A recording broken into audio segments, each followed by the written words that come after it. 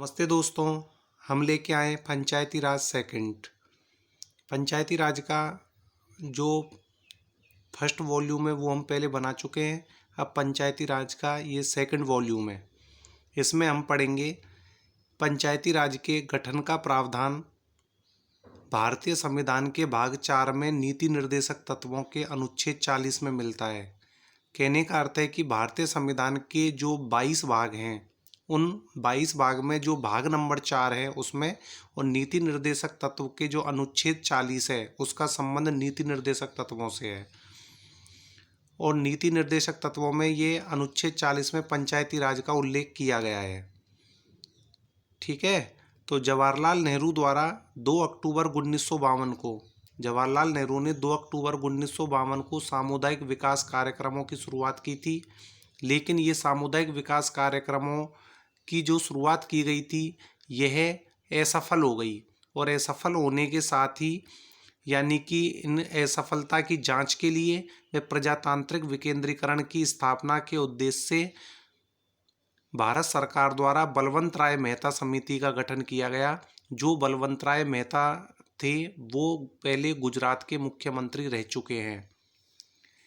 तो इसके लिए बलवंत राय मेहता समिति का गठन 1957 में किया गया। बलवंत राय मेहता समिति के जो महत्वपूर्ण तथ्य हैं वो ये हैं कि बलवंत राय मेहता ये मानते थे कि पंचायती राज त्रिस्तरीय होना चाहिए, अर्थात 3 स्तर हैं। ग्राम स्तर जिस पर ग्राम पंचायत हो, खंड स्तर यानी कि जो मध्य स्तर है उसमें पंचायत समिति हो, और जिला स्तर पर जिला परिषद का गठन किया जाए, और जो जिला कलेक्टर होता है उसको जिला परिषद का अध्यक्ष बनाया जाए। बलवंत राय मेहता समिति की सिफारिशों को 1958 में राष्ट्रीय विकास परिषद द्वारा स्वीकार किया गया, यानी कि 1958 में राष्ट्रीय विकास परिषद ने इन्हें स्वीकार कर लिया। और जो आपने पहले वीडियो में पढ़ा है कि 2 अक्टूबर 1959 को नागौर के बगदरी गांव में लोकतांत्रिक विकेंद्रीकरण की शुरुआत की गई थी। यानी कि उस समय राजस्थान के जो तत्कालीन मुख्यमंत्री थे वो मोहनलाल सुखाड़िया थे, वे पंचायती राज मंत्री नाथूराम मिर्धा।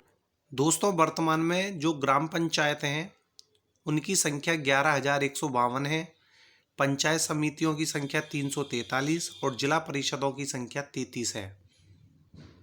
करंट आंकड़े हैं ये।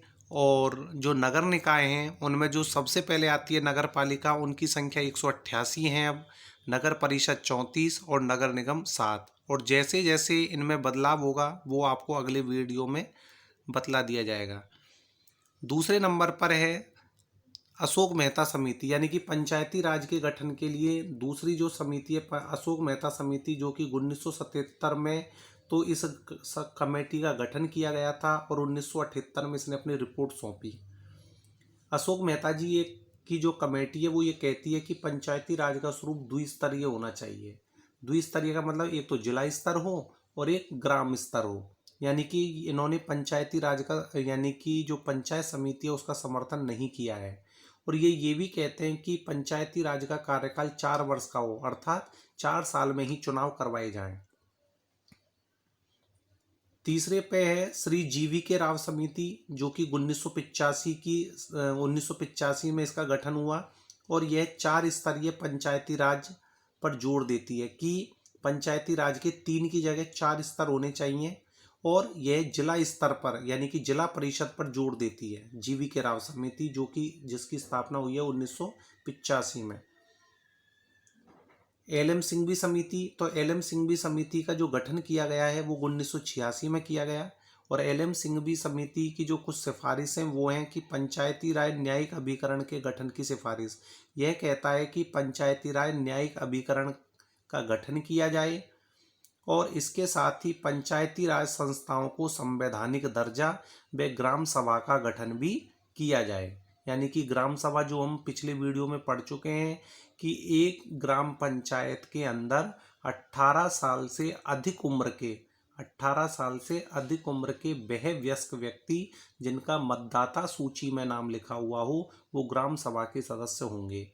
और ग्राम सभा की अध्यक्षता कौन करते हैं दोस्तों? ग्राम सभा की अध्यक्षता सरपंच करता है, जो हम पिछले वीडियो में पढ़ चुके हैं। पीके थुंगन समिति 1988 में गठित की गई है और बीएन गौड़गिल समिति 1989 में, जो कि वर्तमान त्रिस्तरीय जो पंचायती राज व्यवस्था जो हमारे यहाँ राजस्थान में चल रही है उसका आधार है बीएन गौड़गिल समिति।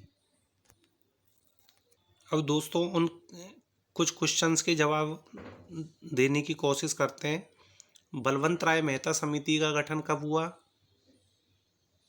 1957 में। पीके थुंगन समिति का गठन कब हुआ? 1988 में।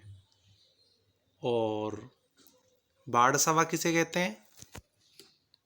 वार्ड सभा एक वार्ड में पंजीकृत मतदाताओं की संख्या, और जो पंजीकृत मतदाता होते हैं यानी कि वार्ड सभा की अध्यक्षता कौन करता है?